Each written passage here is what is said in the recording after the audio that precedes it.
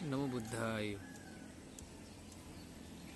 ভগবান বুদ্ধ বলেছেন, নাহি বরনা বরানি সম্মান্তি দা কুদাসানা আবিরেণ সম্মান্তি এসা ধম্ম সনাতনু।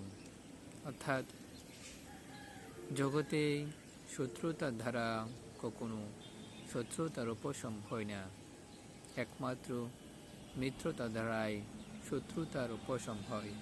অর্থাৎ এই পৃথিবীর মধ্যে কখনো একজন অন্যজনকে কষ্ট দিয়ে, দুঃখ দিয়ে, তার প্রতি বদলা নিয়ে কখনো শত্রুতার বা ভরিতার উপশম হয় না, একমাত্র মিত্রতার দ্বারাই, মৈত্রী দ্বারাই সেই ভরিতা বা শত্রুতার উপশম হয়।